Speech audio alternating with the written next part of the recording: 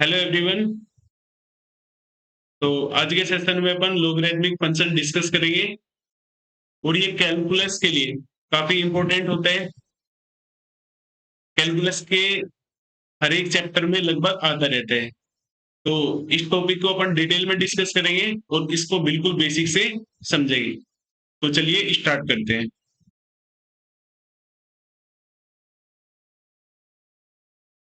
हाँ बच्चों, ये आया लोगरिथमिक फंक्शन। लोगरिथमिक फंक्शन ये क्या होता है? Inverse of exponential function.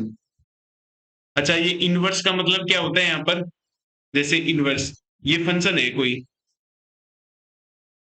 मान लो यहाँ पर ये कोई फंक्शन है, राइट बच्चों। अब ये क्या करेगा? ये इनपुट लेगा और ये आउटपुट देगा। अब यहाँ पर ये क्या होता है? Logarithmic function, inverse of exponential function. अब जैसे मैंने एक्सपोनेंशियल फंक्शन लिया इधर, एक्सपोनेंशियल फंक्शन सपोज करो ऐसे लिया, तो इसको जो इनपुट दिया जाएगा, इसको जो है इनपुट दिया जाएगा, यहाँ पर आउटपुट आएगा। तो लोगरिथमिक फंक्शन क्या करेगा? इसके इनपुट और आउटपुट को पलट देगा, रिवर्स कर देगा। ठीक है। अब जो लोगरिथमिक फंक्शन आएगा, लोगरिथमिक फंक्शन या लोग फंक्शन सिंपल, है ना। जो यहाँ पर आउटपुट मिला था ये इसको इनपुट में मिलेगा, और जो इधर इनपुट आया था वो क्या हो जाएगा? वो आउटपुट का काम करेगा, या इसको ऐसे भी बोल सकते हैं,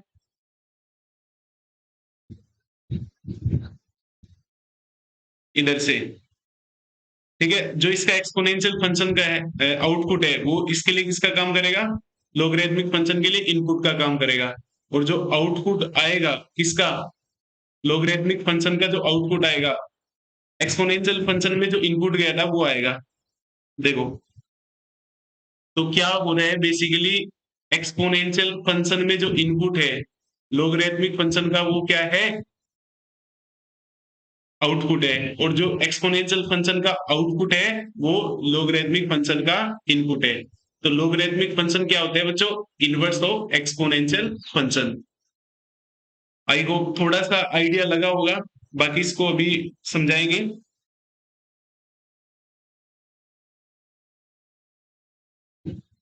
अच्छा, ये चैप्टर या ये टॉपिक तभी हार्ड लगता है जब अच्छे से क्लियर ना हो। अब इसको जैसे ऐसे समझो, जैसे 2 की पावर 3 मान लो 8 है। 2 की पावर 3 कितना है बच्चों? 8 है। अब यहाँ पर जो 3 है ये क्या होता है? ये होता है एक्सपोनेंट। एक्सपोनेंट। और ये क्या होता है बच्चों? ये होता है बेस। और ये होता है नंबर। अच्छा, आप इसको ऐसे समझो, ये तो हो गया इनपुट। जो यहाँ पर एक्सपोनेंशियल के ये एक्सपोनेंट है, ये क्या हो गया बच्चों? ये हो गया इनपुट। और यहाँ पर जो नंबर मिल रहा है ये क्या हो गया? इसमें आउटपुट हो गया। अब यदि मैं लोग लूं, लोग विद बेस 2, विद बेस 2, लोग का जो इनपुट आएगा वो एक्सपोनेंशियल फंक्शन का आउटपुट होता है। तो यहाँ पर एक्सपोनेंशियल फंक्शन का आउटपुट कितना है? 8 है। अब लोग का जो आउटपुट होगा वो एक्सपोनेंशियल फंक्शन का इनपुट होगा, तो इसका वैल्यू कितना आएगा? 3 आएगा। यानी कि जैसे ये लिखा हुआ था 2 की पावर 3 इज इक्वल टू 8 लिखा हुआ था, तो इसको अपन ने किस में कन्वर्ट कर लिया? इसको किस में कन्वर्ट कर लिया? इसको कन्वर्ट कर लिया। ये हो गया log with base 2 8 is equal to 3। ये बात समझ में आ गई होगी शायद आपको। इनपुट और आउटपुट पलट जाते हैं, बाकी कुछ फर्क नहीं पड़ेगा। अच्छा, ये जैसे एक्सपोनेंशियल से लोगरिथमिक फंक्शन में चेंज किया, लोगरिथमिक फंक्शन से एक्सपोनेंशियल में भी अपन चेंज कर सकते हैं। तो यहाँ पर जो ये वाला लिखा हुआ है ना, ये वाला लिखा हुआ है 2 की पावर 3 इज इक्वल टू 8, इसको बोलते हैं एक्सपोनेंशियल फॉर्म। Exponential form. और बच्चों जैसे ये लिखा हुआ है log 2 base 8 is equal to 3, ये होती है लोगरिथमिक फॉर्म। तो एक्सपोनेंशियल और लोगरिथमिक फंक्शन ये एक दूसरे का इनवर्स होते हैं। आई होप आपको यहां तक बात समझ में आई होगी। चलो इसमें जो है आगे, सेकंड, मान लो 2 की पावर 4 इज इक्वल टू 16 लिखा हुआ है, तो इसकी लोगरिथमिक फॉर्म फॉर्म क्या हो जाएगी? अब देखो इसका इनपुट तो मिल रहा है 4, आउटपुट कितना मिल रहा है? 16। तो लोग विद बेस 2, यहाँ पर क्या हो जाएगा? 16, और इसका आउटपुट कितना आएगा? इसका आउटपुट आएगा 4। ऐसे ही मैं बात करूं, मान लो 2 की पावर 5 इज इक्वल टू लिखा हुआ है 32 लिखा हुआ है, तो इसकी लोगरिथमिक फॉर्म क्या हो जाएगी? Log with base 2 32 is equal to 5। ये तो बेसिक आइडिया था, तो डेफिनेशन इसका यही हो जाएगा जो मैंने आपको नीचे समझाया इधर। तो y log a base x, ये यहाँ पर बेस है। अच्छा, जो x होता है, x को क्या बोलते हैं? आर्गुमेंट बोल देते हैं लोग के लिए, या इनपुट बोल देते हैं, या जो है नंबर बोल देते हैं। अब यहाँ पर ये एक्सपोनेंशियल फॉर्म के लिए क्या हो जाएगा? एक्सपोनेंशियल का बेस तो सेम रहेगा। अब जो लोग का आउटपुट है वो एक्सपोनेंशियल फंक्शन का इनपुट होगा, और जो है जो इनपुट है वो क्या होगा? आउटपुट होगा। ये आ गया होगा शायद आपको, आई थिंक ओवर एक्सप्लेन हो रहे हो। चलो इसमें एक आध क्वेश्चन कर लेते हैं बच्चों। हाँ, ये क्वेश्चन करना है सोल्व। अब इसमें क्या है? The value of n satisfying the equation, है ना, इसमें एन का वैल्यू बताना है जो इसको सेटिस्फाई करे। अब इसमें क्या होगा? पहले इस वाले लोग को हटाओ, इस वाले लोग को हटाओ, तो इस वाले लोग को हटाएंगे तो क्या बचेगा? 1 प्लस लोग बी बेस 1 प्लस लोग सी बेस और 1 प्लस लोग पी बेस एन। अच्छा, इसके लिए जो है इनपुट का काम कौन कर रहा था? इसके लिए इनपुट का काम ये कर रहा था पूरा, ये पूरा बाहर वाले लोग के लिए इनपुट का काम यही कर रहा था। तो एक्सपोनेंशियल फॉर्म में कन्वर्ट करेंगे तो ये क्या हो जाएगा? अच्छा, एक्सपोनेंशियल का बेस तो ए ही रहेगा। इसका जो आउटपुट है, किसका? इस वाले का जो आउटपुट है वो एक्सपोनेंशियल फंक्शन का क्या बन जाएगा बच्चों? इनपुट बन जाएगा। तो ये क्या हो जाएगा? ए की पावर 0 हो जाएगा, that will be equal to 1। इस 1 से ये 1 चला गया, तो फाइनली बचा log b base 1 plus log c 1 plus log p n like this is equal to 0। अब इसको हटाओ लोग को, अब तो ये आ ही गया होगा आपको 1 प्लस log c बेस, अब मैं डायरेक्ट लिख देता हूँ इसको 1 plus log p base n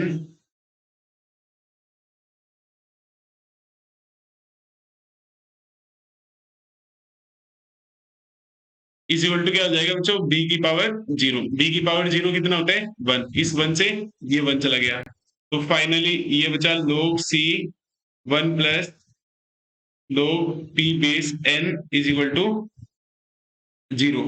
अब इस वाले लोग को हटाओ तो ये क्या बन जाएगा? ये बन जाएगा 1 plus log p base n is equal to c power 0। c power 0 यानी कि 1। इस 1 से ये 1 चला गया, तो log p बेस n, इसका वैल्यू कितना आ गया बच्चों? इसका वैल्यू आ गया 0, यानी कि n क्या हो गया? n आ गया p की पावर 0, यानी कि n कितना हो गया बच्चों?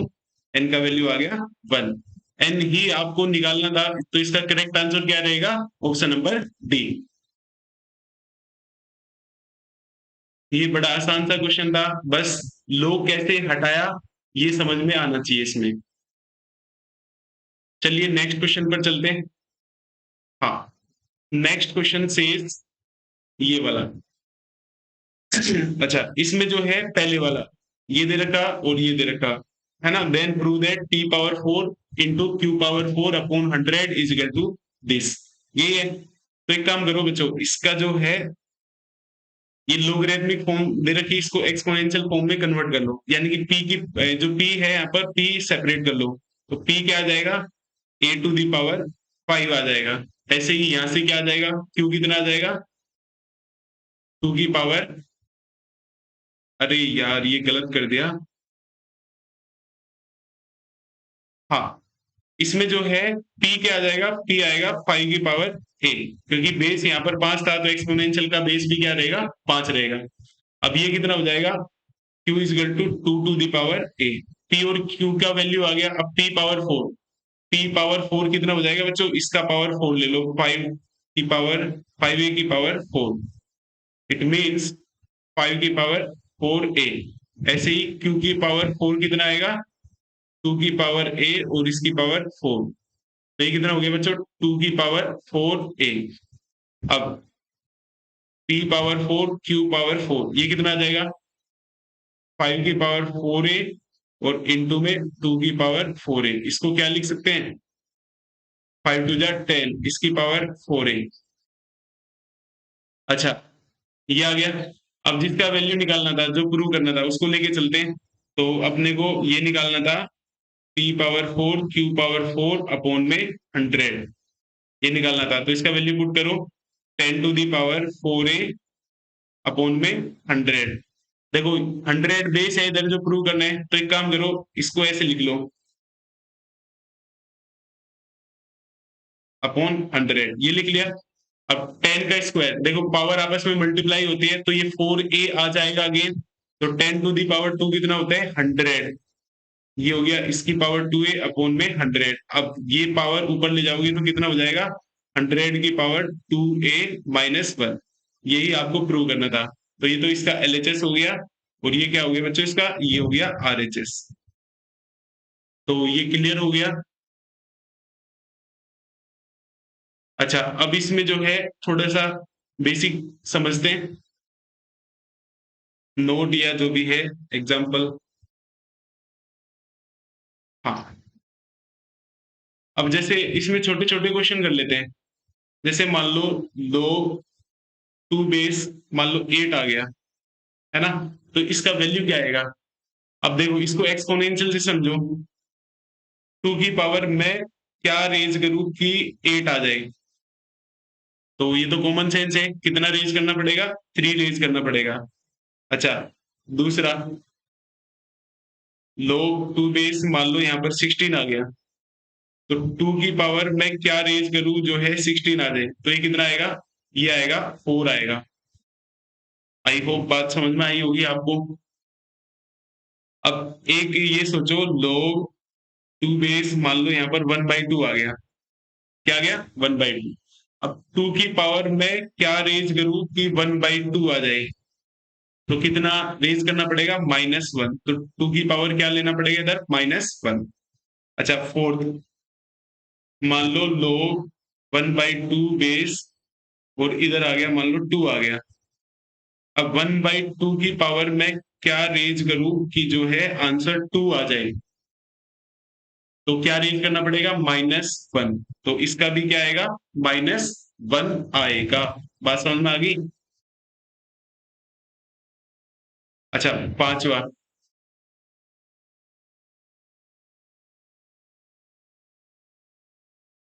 2 base 1।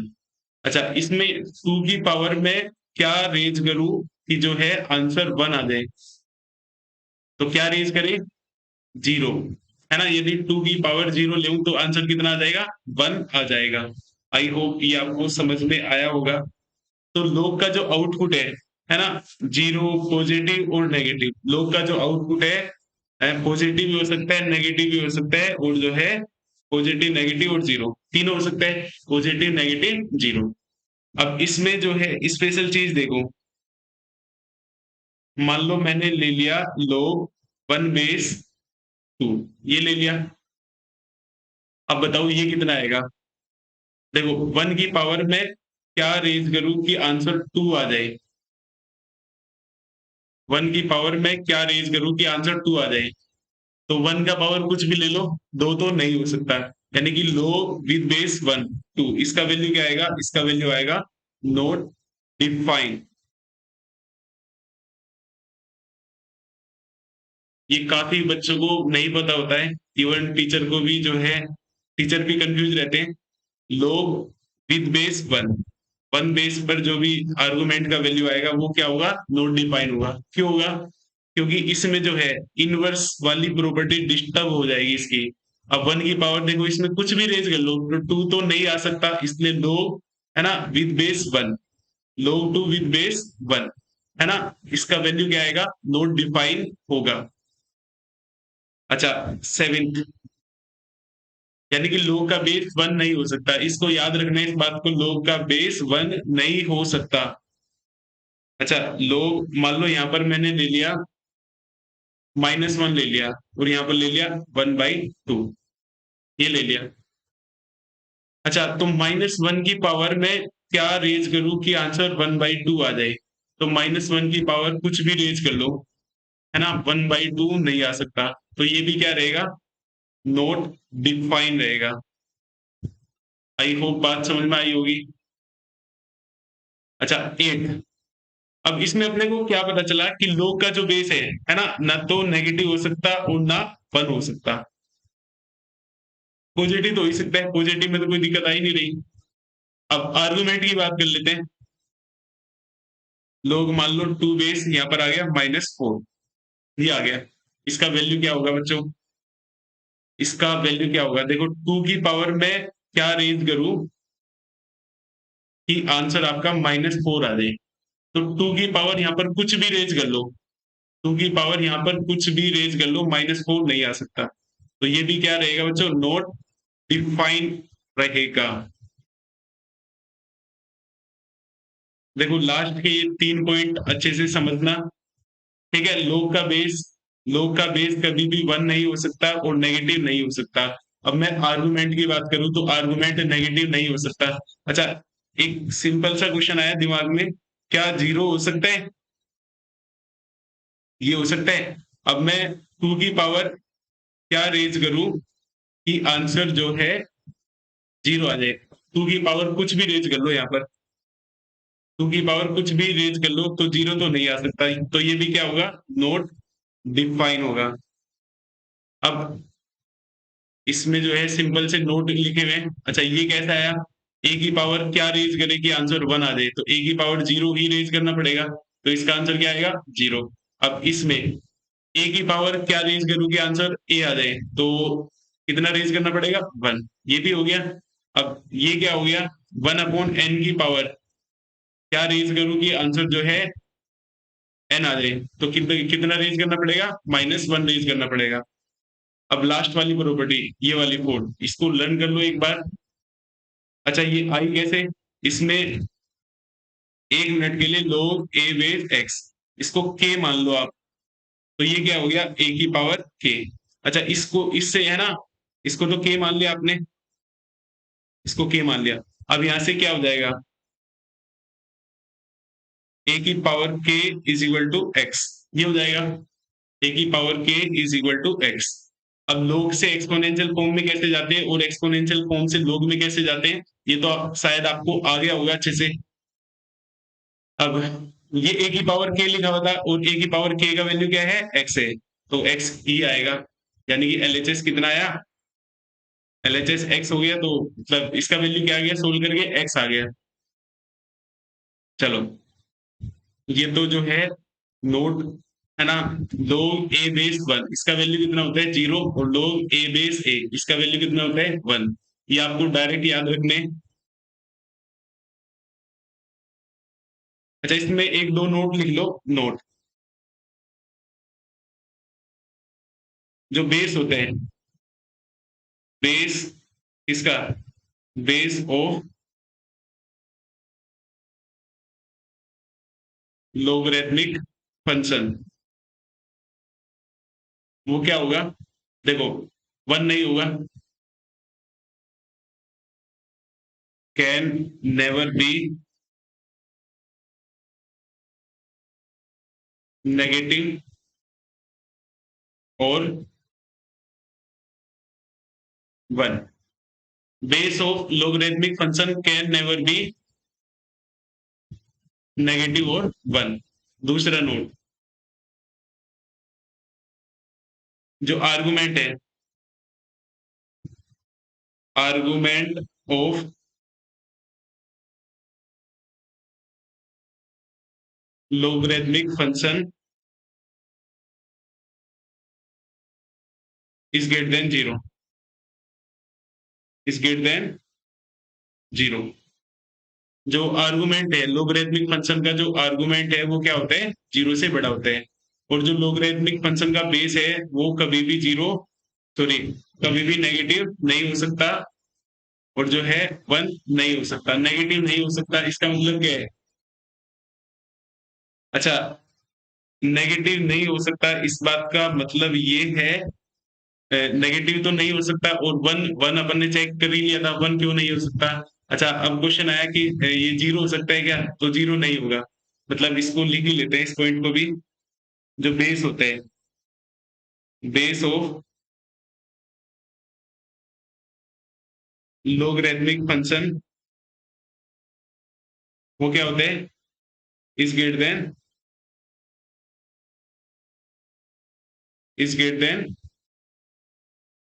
Then zero and not equal to one, और वन के इक्वल नहीं होता। बेस ऑफ लोगरिथमिक फंक्शन है, ये क्या होता है, जीरो से बड़ा होता है और नॉट इक्वल टू वन होता है। कहने का मतलब क्या है, यहाँ पर जैसे ये लिया मैंने log a बेस x, इसको रीड क्या करेंगे, log x with base a, log x with base. अच्छा, इसको रीड ऐसे करते हैं, रीड एस, ये वाला जो है log log x with base a, इसको ऐसे रीड किया जाता है, इसमें कोई दिक्कत नहीं होगी। अच्छा, इसमें जो होता है, इसमें क्या, यहाँ पर जो a होगा, a क्या आएगा, a जीरो से बड़ा आएगा। चलो इसको आगे ही लिखेंगे, लिख ही लेते हैं। तो a का वैल्यू क्या आएगा, जीरो से बड़ा आएगा, और a का वैल्यू क्या नहीं हो सकता, वन नहीं हो सकता, और x का वैल्यू क्या होगा, जीरो से बड़ा आएगा। इसमें ये तीन कंडीशन है, ये सब बच्चों को रटी होनी चाहिए और पता भी होनी चाहिए ये कैसे आई, है ना, और ये ही क्यों होगी। मैंने अभी तक, है ना, आपको यही समझाया कि a का वैल्यू जीरो से बड़ा होगा, a का वैल्यू वन नहीं होगा, और x का वैल्यू जो होगा ग्रेटर देन जीरो होगा। आई होप आपको बात समझ में आई होगी। हाँ, अब छोटे छोटे से क्वेश्चन है, इसको कर लेते हैं। Express the following in logarithmic form. अब ये तो बड़ा आसान सा हो गया आपके लिए। चलो, तो यहाँ पर ये इनपुट का काम कर रहा है और इसका आउटपुट ही आ रहा है, तो लोगरिथमिक फॉर्म के लिए क्या हो जाएगा, log थ्री बेस इनपुट यहाँ पर फोर, तो इसका वैल्यू कितना आ जाएगा। अच्छा, ये गलत लिख दिया। हाँ, तो यहाँ पर क्या आएगा, इसका आउटपुट log के लिए इनपुट का काम करेगा, तो इसका वैल्यू कितना हो जाएगा, फोर। इस वाले के लिए क्या होगा, log एक्सपोनेंशियल का बेस 10 है, तो log का बेस भी कितना होगा, 10। अब यहाँ पर इनपुट क्या है, इनपुट है -3, इनपुट कितना है, -3, आउटपुट कितना है, ये। तो log का मतलब एक्सपोनेंशियल का आउटपुट log का इनपुट का बन जाएगा, तो 0.001, इसका वैल्यू कितना आएगा, इसका वैल्यू आएगा -3। अब इसमें क्या होगा, log 128, है ना, आउटपुट इनपुट का काम करेगा, तो ये कितना हो जाएगा, 1/7। आई होप ये बात समझ में आई होगी आपको। इसमें क्या करना था, express the following in logarithmic form. तो ये बड़ा आसान सा क्वेश्चन था, शायद बच्चों को दिक्कत नहीं आई होगी। अच्छा, express the following in exponential form, इसको एक्सपोनेंशियल फॉर्म में कन्वर्ट करना है, कोई बात नहीं, ये जो है इनपुट का काम करे। अच्छा, तो ये क्या हो जाएगा, टू की पावर, या इसका log का आउटपुट एक्सपोनेंशियल का इनपुट बन जाएगा, तो 2 की पावर 5 कितना हो जाएगा बच्चों इसमें, 32। यहाँ से क्या होगा, √2 की पावर 4 इज इक्वल टू कितना आएगा, √2 की पावर 4 इज इक्वल टू 4 आएगा। अब इसमें क्या होगा, 10 to the power -2, ये कितना आएगा बच्चों, 0.01 आएगा, है ना। ये भी आसान सा क्वेश्चन था। अब इसके क्वेश्चन नंबर थर्ड पर चलते हैं। क्वेश्चन नंबर थर्ड से ये वाला, तो यहाँ पर क्या हो जाएगा, 4 की power 1.5 is equal to m, ये आएगा। 1.5 का मतलब होता है 3/2 एम, तो इसको क्या लिख लिया, 4 की पावर 1 इंटू 4 की पावर 1/2, और ये हो गया एम। अच्छा, तो 4 √4 हो गया, अच्छा, तो ये कितना हो गया, m का वैल्यू कितना हो गया बच्चों, m का वैल्यू आएगा इसमें 8। ठीक है, ये समझ में आया होगा। अब आगे बढ़ते हैं, सिंपल सिंपल से क्वेश्चन है। हाँ, इफ log 2 बेस √3 1728, इसका वैल्यू x है तो x बताना है। तो कोई बात नहीं, इसको एक्सपोनेंशियल फॉर्म में कन्वर्ट कर लो। 1728 इसको क्या लिख लिया, 2√3 की पावर x। अब 1728 में जो है 2 की पावर कितनी होती है, 2 की पावर ये हो जाएगा, इसको लिख सकते हैं 2√3 की पावर 6 आएगा इसमें, और ये हो गया 2√3 की पावर x। अच्छा, ये 6 कैसे आएगा, 1728 इसको जो है 8 से डिवाइड कर लो, 8 दूनी 16,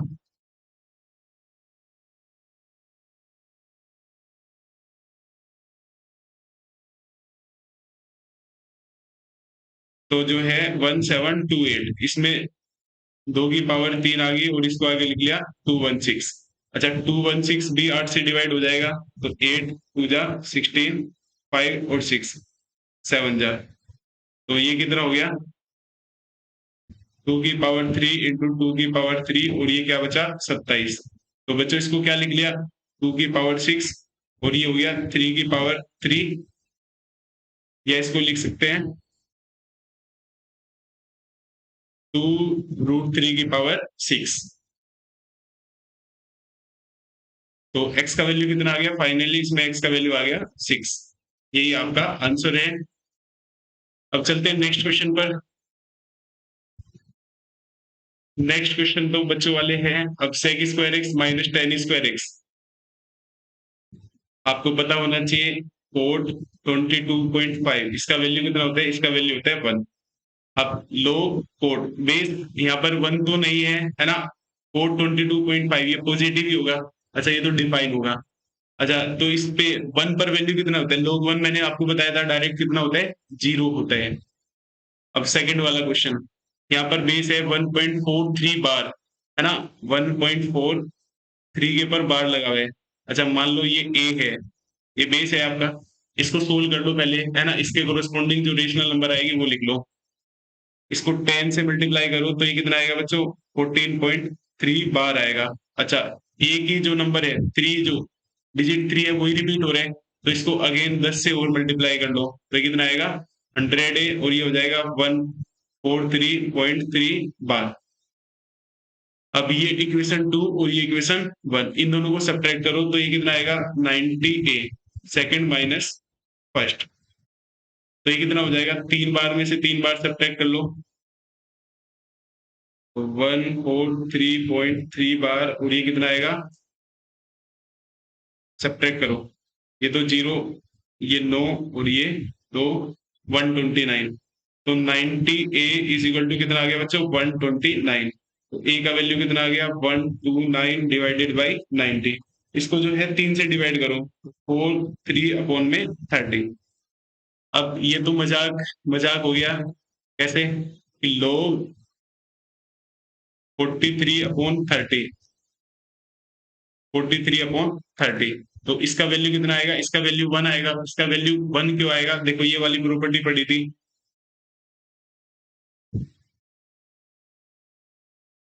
ये वाली प्रॉपर्टी है ना, सेकंड वाली प्रॉपर्टी, यदि बेस और आर्गुमेंट दोनों सेम हो जाए तो लोग का आंसर कितना आता है, 1 आता है।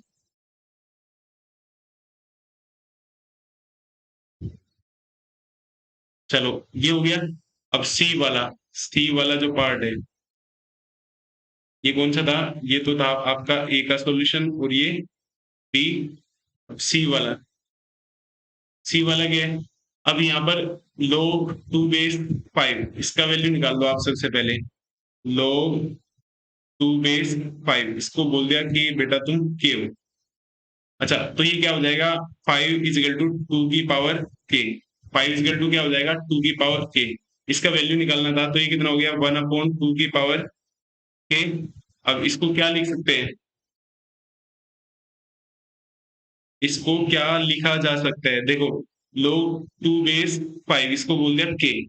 अब यहाँ पर 5 कितना आ गया 2 की पावर के आ गया। अच्छा, इससे इसमें कैसे गए, एक्सपोनेंशियल फॉर्म में चेंज कर दिया बस इसको। अब यहाँ पर जो निकालना था वैल्यू, है ना, सी का जो सॉल्यूशन है, 1/2 की पावर के, 1/2 की पावर के का मतलब क्या हो गया, इसको ऐसे लिख सकते हैं, 2 की पावर के का वैल्यू कितना है 5। यही अपने को निकालना है, क्वेश्चन में निकालना था, तो 1/5 आपका आंसर हो जाएगा। ठीक है, देखो इसको के मान लिया तो 1/2 की पावर के, यानी कि 1/2 की पावर के, और 2 की पावर के कितना था अपना 5 था, तो सिंपल वैल्यू पुट कर दिया, बस सीधा आंसर। हाँ, क्वेश्चन नंबर 6, इसका सॉल्यूशन क्या होगा, देखो ई, इसको सोल्व करो आप। sin² 10 degree plus cos² 10 degree plus 2 sin 10 degree cos 10 degree, और ये क्या हो जाएगा बच्चों, cos²10 degree plus sin²10 degree और minus 2 sin 10 degree cos 10 degree. अब इससे ये चला जाएगा, ये कितना होता है sin² theta plus cos² theta 1, तो ई का वैल्यू कितना आ गया, ई का वैल्यू आ गया 2। जिसका वैल्यू निकालना था, इसका वैल्यू निकालना था, 0.5 का मतलब हो गया 1/2, और ये हो गया 2। अब 1/2 की पावर में क्या रेज करूं कि आंसर 2 आ जाए, तो कितना रेज करना पड़ेगा, -1। तो बच्चों इसका आंसर ये आ जाएगा। सिंपल सा क्वेश्चन था। फोर्थ फोर्थ भी सिंपल क्वेश्चन है। अब इसको जो ये पावर लिखी हुई है, इसको के मान लेते हैं। log 2 base x is equal to मान लिया के, तो x यहाँ पर क्या हो जाएगा, 2 की पावर k हो जाएगा। अब ये सोल्व करो, है ना, तो ये कितना हो जाएगा, 4 की power k is equal to 36। इसको क्या लिख लिया, 2 की पावर k और इसका स्क्वायर।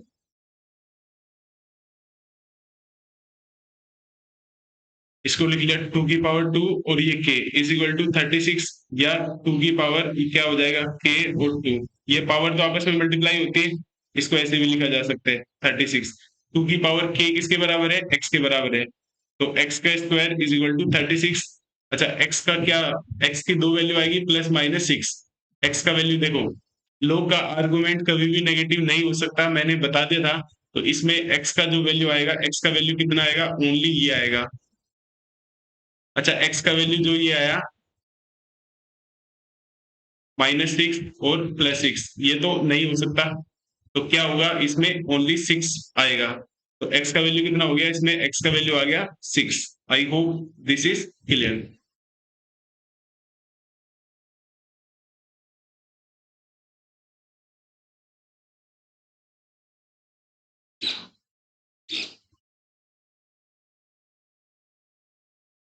हाँ, 8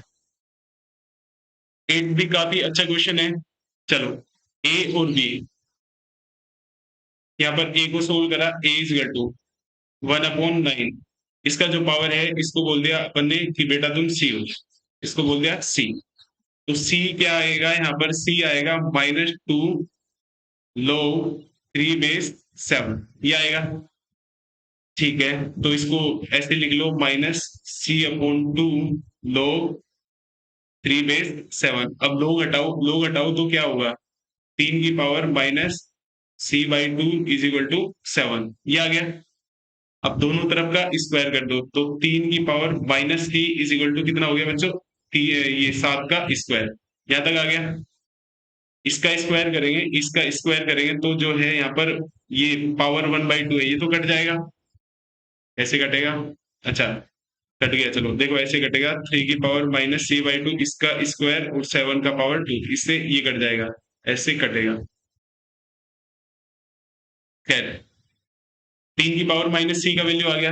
अब जो अपने को a निकालना था, a ये था, अब इसको क्या लिख सकते हैं, this can be written as 3 की पावर -2 और यहाँ पर c, यानी कि 3 की पावर -c और इसका स्क्वायर। 3 की पावर -c का वैल्यू आया 7 का स्क्वायर, तो a क्या हो जाएगा यहाँ पर 7 का स्क्वायर और इसका स्क्वायर। तो फाइनली a कितना आएगा, 7 का पावर 4। a तो ये आ गया। अब इसको सोल्व कर लेते हैं, b वाले को। b, इसको मैं पूरे को बोल देता हूँ d, इसको बोल दिया d, तो माइनस log 1/2 और यहाँ पर 7, d बोल दिया। अच्छा, माइनस इधर ले जाओ, तो ये माइनस शिफ्ट किया, -d, दो 1/2 और यहाँ पर आर्गुमेंट आ गया 7। अब एक्सपोनेंशियल फॉर्म में कन्वर्ट करो इसको, तो 1/2 की power minus d is equal to 7, ये आ गया। अब इसको क्या लिखा जा सकता है, इसको लिख लिया 2 की पावर -1 और यहाँ पर minus d is equal to 7। इस बात का माइनस माइनस प्लस, तो 2 की पावर डी, इसका वैल्यू कितना हो गया बच्चों 7, 2 की पावर डी आ गया 7। अपने को क्वेश्चन में क्या निकालना था, b इज इक्वल टू क्या है, ये 2 की पावर डी, 2 की पावर डी यानी कि b का वैल्यू कितना आ गया, b का वैल्यू आ गया 7। अच्छा यहाँ पर दे रखा था ये, तो इसके लिए a b पावर k, तो a तो a रहने दो। अच्छा b कितना आया 7, तो 7 का पावर k और a का वैल्यू कितना आया 7 का पावर 4, तो k का वैल्यू कितना हो गया बच्चों, k का वैल्यू आ गया इसमें 4। यही आपका आंसर है। I hope this is clear. आज के सेशन का लास्ट क्वेश्चन, और जो है सेशन काफी लेंथी हो गया, कोई बात नहीं, ढंग से पढ़ते हैं तो टाइम लगता है। अच्छा इसमें इसको जो है x और y की टर्म में रिप्रेजेंट करना है, तो एक काम करो, इसकी जो है एक्सपोनेंशियल फॉर्म में कन्वर्ट कर लो इसको, तो x कितना हो जाएगा बच्चों, x हो जाएगा, अच्छा x तो है ही है, यहाँ पर क्या हो जाएगा, ये हो जाएगा 3 की power x is equal to 5, और ये क्या हो जाएगा, ये हो जाएगा 11 इज इक्वल टू 25 की पावर 5, ये हो जाएगा।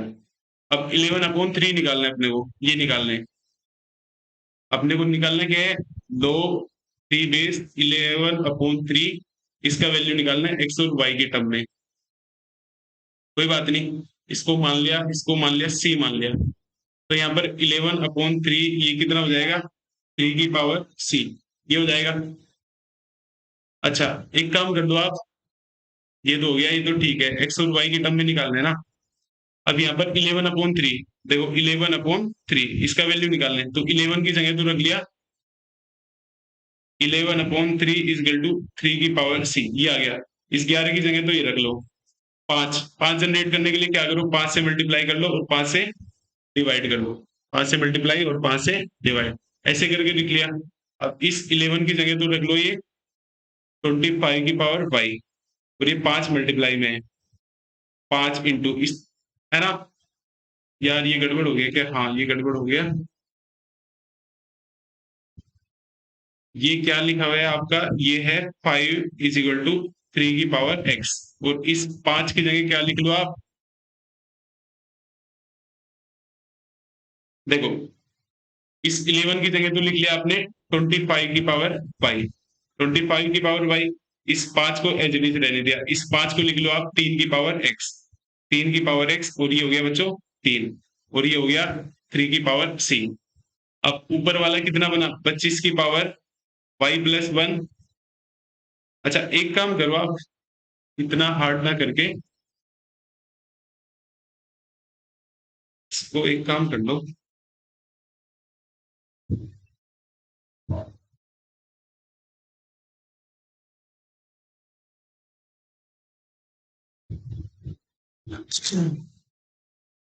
देखो इसका आसान मेथड है, इसका आसान मेथड क्या है, यहाँ पर 5 है, इसकी जगह यही पुट कर दो डायरेक्ट, तो 11 ये हो जाएगा 5 का पावर 2 y, ये हो जाएगा। इस 5 का वैल्यू पुट करो, इस 5 का वैल्यू कितना है 3 की पावर x, और ये कितना हो जाएगा बच्चों 2y हो जाएगा। अब ये कितना हो जाएगा 11, और ये हो जाएगा 3 की पावर 2xy, 3 की पावर क्या हो जाएगा 2xy। अब अपने को 11/3 जनरेट करना है, तो 3 से जो है दोनों तरफ डिवाइड कर दिया, तो ये कितना हो गया 3 की पावर 2xy माइनस 1, तो फाइनली अपने पास आ गया 11/3, 3 की पावर 2xy माइनस 1, ये आ गया। अब इसको जो है, ये एक्सपोनेंशियल फॉर्म लिखा हुआ है, इसको लोगरिथमिक फॉर्म में कन्वर्ट कर लो, तो बेस यहाँ पर एक्सपोनेंशियल का कितना है 3, तो ये हो जाएगा log 3 बेस 11/3, इसका वैल्यू कितना आ जाएगा 2xy माइनस 1, ये इसका आंसर हो जाएगा। अच्छा उस वाले तरीके से भी हो जाता, बट उससे थोड़ा सा जो है लेंथी पड़ता, एक बार मैं वापस रिपीट कर देता हूँ कैसे हुआ। यहाँ से इसको जो है एक्सपोनेंशियल फॉर्म में कन्वर्ट कर लिया, ऐसे ही इसको एक्सपोनेंशियल फॉर्म में कन्वर्ट कर लिया। राइट बच्चों? अब यहाँ पर क्या होगा, इसका वैल्यू निकालना था, किसका? इसका वैल्यू आपको निकालना था। तो अब यहाँ पर 11 इज इक्वल टू 25 को लिख लिया 5 का स्क्वायर, वो पावर आपस में मल्टीप्लाई होती है। इस 5 का वैल्यू जो है इधर से उठा के रख दिया, इस 5 का वैल्यू इधर से उठा के इसमें रख दिया। 5 का वैल्यू कितना था? 3 की पावर x, और ये आपस में मल्टीप्लाई होगी, पावर आपस में मल्टीप्लाई होगी तो क्या होगा? 2xy होगा। क्लियर?